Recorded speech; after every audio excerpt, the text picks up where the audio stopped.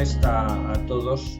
En primer lugar, me gustaría agradecer al profesor Seclen la invitación amable al curso.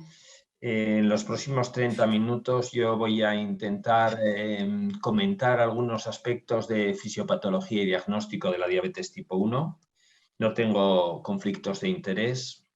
Y el contenido de la charla en los próximos 30 minutos me gustaría pasar rápidamente sobre estos aspectos, introducir brevemente los criterios y clasificación de diabetes, la etiopatogenia y historia natural de la diabetes tipo 1, el diagnóstico de la diabetes tipo 1, centrándome brevemente en algunos aspectos como es la genética, los autoanticuerpos, las alteraciones metabólicas, comentar el diagnóstico diferencial de la diabetes tipo 1 y brevemente dejar una pincelada sobre el diagnóstico y qué es el futuro basándose en ese diagnóstico precoz del tratamiento de la diabetes. Y comentar que la diabetes es una enfermedad compleja, que es una hiperglucemia crónica de etiopatogenia diversa, en el que se altera la secreción o la acción de la insulina, o ambos, y este aspecto es importante y lo comentaremos, por lo que puede afectar a la población, por ejemplo, de Perú, que se altera el metabolismo no solamente de los hidratos de carbono, sino de las proteínas y las... La alteración en la secreción de la acción de la insulina puede ocurrir en el mismo paciente. Y esto es un aspecto importante, porque cuando hablemos de la diabetes tipo 1, es verdad que es la secreción de insulina, pero veremos que a veces en población que además es obesa y tiene insulinoresistencia y tendencia a diabetes tipo 2, pues puede ocurrir que haya una combinación de enfermedades. Cuando un niño se presenta con hiperglucemia en la urgencia del hospital o en una consulta clínica, la duda primera es si lo que tenemos delante es un niño que tiene una diabetes o que es, bueno, pues que por alguna razón rara ha tenido una hiperglucemia y se queda en eso. Para eso entonces lo que tenemos que hablar son de los criterios de la diabetes. Si nosotros nos fijamos en los criterios de la diabetes, pues aquí los tenemos. Consideramos que hay diabetes cuando tenemos una glucemia de más de 126 miligramos de glucosa o 7 milimoles, depende de las unidades que utilicemos, o más de 200 después de una sobrecarga oral. Hay dos formas intermedias de diabetes, de prediabetes, perdón, que es la intolerancia a la glucosa, que es cuando una persona está, cuando se le hace una sobrecarga oral entre 140 y 200 miligramos decilitro, y la alteración de glucosa alterada, que está entre 100 y 126. Indicar que el corte de 100 como criterio de normalidad, menor de 100, una persona normal en ayunas, algunas agencias como, pues pueden considerar 110, pero estudios fundamentalmente de futuro y de evolución de diabetes, de complicaciones de diabetes, pues han bajado el corte de 110 a 100. ¿De acuerdo? Entonces, nos quedamos con que la diabetes es considerarla en ayunas por encima de 126 miligramos decilitro y si se hace una sobrecarga oral por encima de 200, con estas formas intermedias de intolerancia oral a la glucosa o de alteración glucosa en ayunas. Entonces decía que el criterio de diagnóstico es ante una glucemia de más de 200 miligramos decilitro. Existen otros criterios que puede ser la detección de una glucemia plasmática aislada en ayunas de más de 126 miligramos o una glucemia tras sobrecarga oral de glucosa de más de 200 miligramos o una hemoglobina glicosilada de 6,5. Pero en este caso,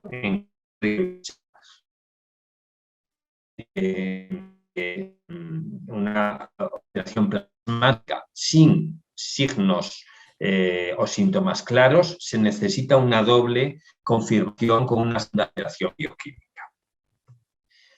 Cuando nosotros diagnosticamos estos criterios de diabetes, la siguiente pregunta es ¿qué tipo de diabetes tenemos? En los años 80 se comentaba que la OMS comentaba que hay dos tipos de diabetes, la insulino dependiente o la no insulino dependiente, en función de que se necesitara o no insulina.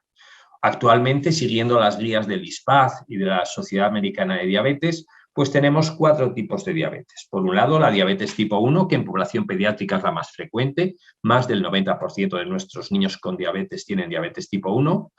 De ellas hay una forma que es la más prevalente, que es la diabetes autoinmune, y una segunda forma rara, pero que se ve en menos del 5 o 10% de los casos de diabetes tipo 1, que se llama idiopática porque no se demuestra autoinmunidad ni asociación con el HLA, como después veremos.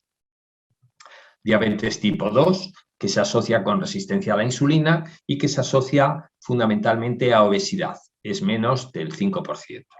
Y, sin embargo, en las poblaciones europeas y posiblemente también latinoamericanas, donde la obesidad está aumentando de forma significativa, posiblemente las formas de diabetes tipo 2 o la combinación de tipo 2 con tipo 1 podrán verse en los próximos. La tercera causa de diabetes es la diabetes de origen. Otras causas, como son la diabetes monogénica, alteraciones genéticas en la función de la célula beta, las diabetes neonatales, las diabetes mitocondriales, las diabetes tipo MODY, las alteraciones en la resistencia a la insulina, alteraciones en el receptor. Después, pues, una serie de causas de diabetes que son ya más raras y que representan menos del 5%. Vemos entonces que en pediatría la mayoría de nuestras diabetes van a ser diabetes tipo 1, salvo que la obesidad empiece a aumentar en nuestras poblaciones y entonces empecemos a ver cuadros de diabetes tipo 2 o de intolerancias en adolescentes, sin perder de vista la diabetes monogénica. El primer mensaje en esta primera parte es que es importante conocer los criterios de diabetes y ver y definir que existen distintos tipos de diabetes, la tipo 1, la tipo 2 y la monogénica, aunque, insisto, la más frecuente en la pediatría es la tipo 1. La diabetes tipo 1, sobre la monogénica, comentar que la diabetes tipo 1 es una enfermedad autoinmune, de base genética y con componente ambiental que cursa con la destrucción de las células beta pancreáticas. Sobre la predisposición genética, a lo largo de los últimos 50 años se han ido definiendo distintas regiones del genoma, más de 60 regiones, que se asocian con riesgo o protección a la diabetes tipo 1. De todas esas regiones del genoma que dan riesgo o protección a diabetes, la región HLA, los genes de la región HLA, que fueron por parte de los primeros asociados a la enfermedad, son los que contribuyen con mayor riesgo a la enfermedad. El riesgo genético a la diabetes tipo 1 en más del 50% de los pacientes corresponde al riesgo que infiere el HLA. Respecto a los factores ambientales que ponen en marcha la respuesta autoinmune, pues no se conocen en detalle. Hay distintos estudios y que, a partir de los cuales se han propuesto múltiples hipótesis. Hipótesis de tipo infeccioso, infecciones virales, coxsackie-virus, rubeola, citomegalovirus. Hipótesis de tipo dietético, la ingesta de proteínas de vaca, la ingesta temprana de gluten, déficit de vitamina D y otros factores como pueden ser factores la higiene, el estrés, la temperatura, etc. En resumen, no se conocen los factores ambientales y seguimos hablando de hipótesis. En cualquier caso, la disposición genética con factores ambientales se pone en marcha una respuesta autoinmune, hay una infiltración linfocitaria de los islotes pancreáticos y hay se activa la producción de autoanticuerpos. Esto es importante porque los podremos utilizar como marcadores de la enfermedad. En los años 70 se diagnosticaron por primera vez la presencia de autoanticuerpos circulantes en suero de los pacientes que debutaban con diabéticos, los típicos anticuerpos antiislote, los ICAS. Posteriormente, a lo largo de los años, se han ido definiendo otros. En el 2022 contamos con distintas especificidades de anticuerpos, como son los antiinsulina, los anti-GAL, los anti-A2 o los anti-CIP. Me gustaría comentar un aspecto que es importante y que será muy importante en el futuro, que es cómo ocurre todo esto, lo que yo llamo la historia natural de diabetes. Cuando nosotros vemos a un niño que diagnosticamos de diabetes, es la diabetes clínica, viene por hiperglucemia, por una clínica característica, poliuria, policia, pérdida de peso, es lo que realmente nosotros vemos. Pero ¿qué es lo que pasa antes? Antes de que ese niño debute, y esto es lo que a mí me gustaría precisar, porque en un futuro conocer esto es muy importante. Fijaros, han hecho muchos estudios sobre la historia natural de la diabetes, sobre la evolución, y podemos decir que hay una primera fase, lo que llamamos el estadio cero, en el cual una persona que nace con todas sus células beta funcionando, con su páncreas totalmente normal, solamente tiene unos genes de riesgo. Él nace con una genética que le dará riesgo posterior a la enfermedad. Es el estadio cero. En un momento determinado se pone en marcha por estos efectos, estos factores ambientales, la respuesta autoinmune y pasamos a una destrucción progresiva pero lenta de la masa de células beta pancreáticas. En esa segunda fase, que sería el estadio 2, lo único que tenemos respuesta de ese proceso autoinmune es la presencia de autoanticuerpos. Pero en ese momento la glucemia es normal y la insulina también es normal. Ya cerca del debut, pero todavía sin hiperglucemia clara, empezamos a detectar alteraciones metabólicas, aún sin clínica, sería el estadio 2. Y ya el estadio 3 es la diabetes que nos llega a urgencias y nosotros la diagnosticamos. Este aspecto, toda esta historia natural es importante, como veremos al final de mi charla. En resumen, la diabetes tipo 1, desde el punto de vista etiopatogenio, es una enfermedad autoinmune, tiene una genética poligénica, pero de todos los genes, el HLA es el que da más riesgo, y existen factores ambientales que todavía no los conocemos bien. Respecto a la historia natural, decir que existen estadios 0, que es antes de la activación de la respuesta inmune, ahí solamente tenemos marcadores genéticos, los genes que hemos heredado, el estadio 1, que es después del inicio de la activación de la respuesta inmune, o sea, los autoanticuerpos, pero sin alteración metabólica detectable, el estadio 2, que hay autoanticuerpos y ya empiezan a detectarse algunas hiperglucemias, y ya el estadio 3, que sería el diagnóstico. Comentaba que dentro de los marcadores de diagnóstico de la enfermedad están los marcadores genéticos, la región HLA.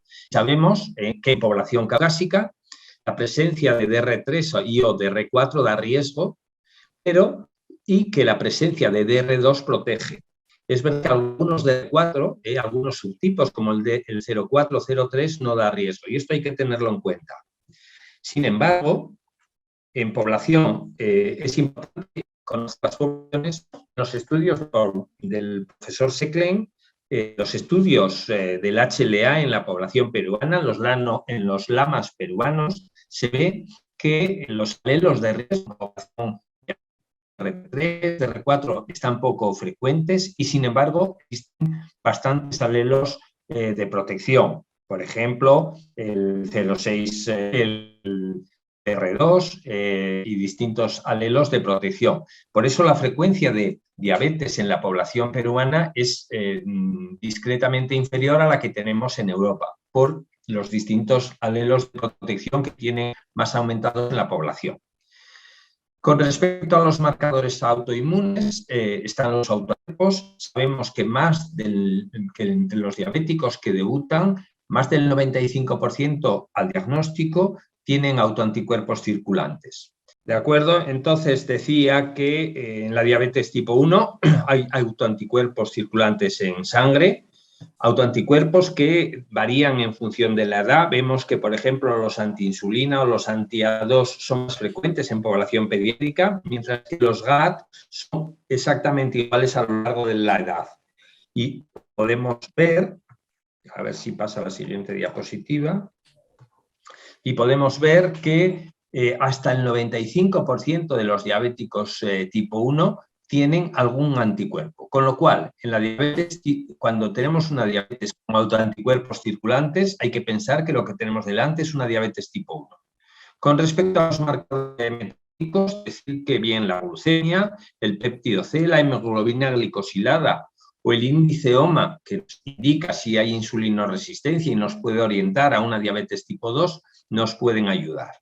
En cualquier caso, la utilización de estos marcadores genéticos del HLA, de los autoanticuerpos y de los marcadores metabólicos, la glucosa, la hemoglobina glicosilada aumentada, la glucosa aumentada, el péptido C disminuido, la presencia de cetoacidosis y una serie de síntomas y signos clínicos nos pueden orientar a que estamos delante de una diabetes tipo 1. El mensaje en esta parte es decir que además de la HLA, los autoanticuerpos y los parámetros metabólicos, los signos y síntomas clínicos, poliuria, polidipsia, polifagia, enuresis, pérdida de peso, nos van a orientar hacia una diabetes tipo 1. Me gustaría comentar ahora el diagnóstico diferencial de la diabetes tipo 1 con el resto de las diabetes.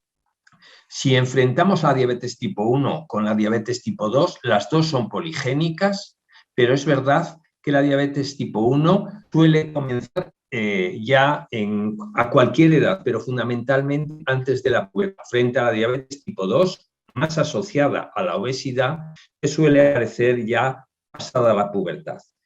En la diabetes tipo 2 los autoanticuerpos son negativos frente al 90% o 95% de los diabéticos tipo 1 que son positivos, y la diabetes tipo 2 generalmente se asocia con obesidad y con otros signos de insulinoresistencia como puede ser la acantosis. Con respecto a la diabetes monogénica, bien sea la diabetes neonatal, que es aquella que debuta antes de los 6 años, o la diabetes tipo MODY, que debuta después de la pubertad, generalmente, como la diabetes tipo 2, los autoanticuerpos son negativos. Es raro que haya cetosis y generalmente la población no suele ser obesa, ¿de acuerdo? Lo que sí tiene es que el 90% de los casos, salvo que la forma sea de novo, hay una herencia autosómica dominante. Podemos ver el diagnóstico diferencial en este esquema. Si nosotros tenemos una diabetes con autoanticuerpos positivos, pensaremos en una diabetes tipo 1. Si los autoanticuerpos son negativos y hay una herencia autosómica dominante, pensaremos que es monogénica, de tipo MODY o neonatal. Y si la herencia no es estrictamente autosómica dominante, más de 2 o 3 generaciones, y se asocia a obesidad, posiblemente tendremos una diabetes tipo 2. Nos queda el pequeño porcentaje de diabetes tipo 1, que son diabetes tipo 1 idiopáticas, en las cuales no se detecta autoinmunidad y generalmente no son obesos.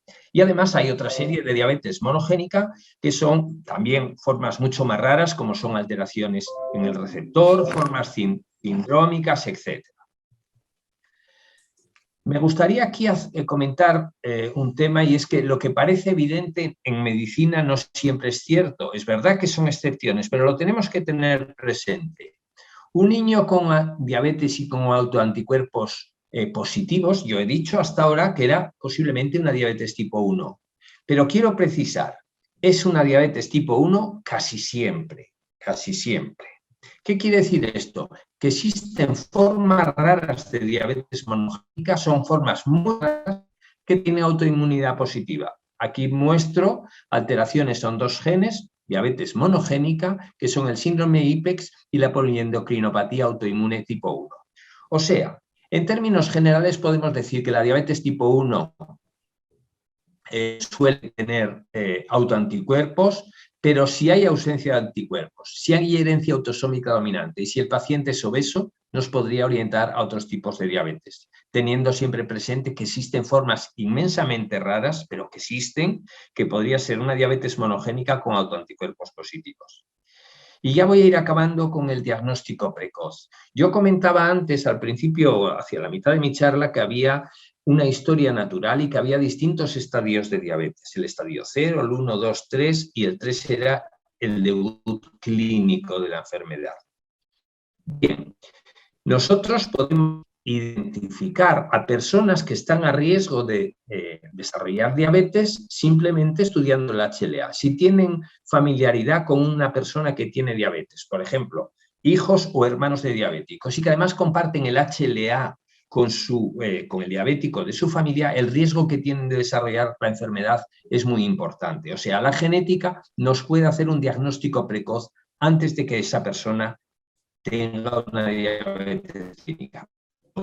En la fase silente también hay autoinmunidad positiva. Quiere decir que si nosotros tenemos familiares de personas con diabetes que tienen autoanticuerpos circulantes, distintos estudios como el estudio BabyDiab nos dicen que esos niños o esas personas van a acabar teniendo una diabetes clínica.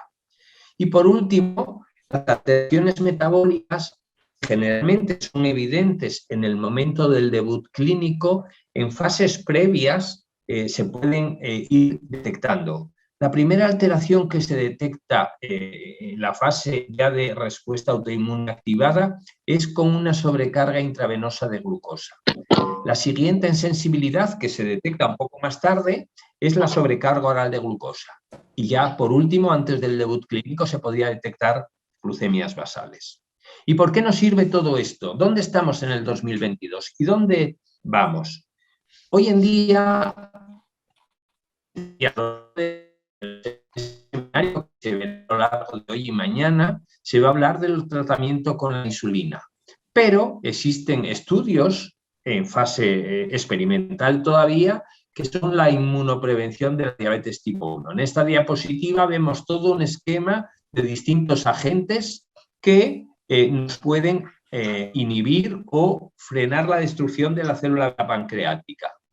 Podemos actuar en fase de prevención primaria, o sea, con personas que tienen riesgo genético solamente, prevención secundaria en personas que se ha activado la respuesta inmune y prevención terciaria, que son ya las personas que debuten con diabetes. Y solamente pongo esta diapositiva diciendo que hoy se ha visto que con anticuerpos monoclonales podemos conseguir frenar la destrucción de la célula beta en familiares de primer grado que ya tienen activada la respuesta inmune. Esto es una terapia, por ejemplo, que es prometedora. Y aquí les pongo, para ir acabando ya, que existen en este momento distintos ensayos clínicos que en fase previas antes del debut de la diabetes o en fase posterior pueden y serán en un futuro terapias que acompañarán a los tratamientos que estamos haciendo ahora con insulina. El mensaje es que podemos hacer diagnóstico precoz de diabetes tipo 1 en personas de riesgo y que en un futuro podremos utilizar estrategias de inmunoprevención. Ya acabo diciendo que es importante conocer los criterios de diabetes, que aunque existen distintos tipos de diabetes, la más frecuente es la diabetes tipo 1 en población, sobre todo en población pediátrica, que aunque existen distintos tipos de diabetes en pediatría, la más frecuente es la diabetes tipo 1, que la presencia de autoanticuerpos nos orienta casi siempre o prácticamente siempre a una diabetes tipo 1, pero sin embargo tenemos que hacer un diagnóstico diferencial con otras diabetes, sobre todo en niños que son obesos o en adolescentes obesos o que delante de una herencia autosómica dominante de al menos 3 generaciones. Y que con el diagnóstico precoz que hoy en día ya tenemos capacidad de hacer, en un futuro podremos llegar a hacer una prevención eficaz. Nada más. Muchas gracias.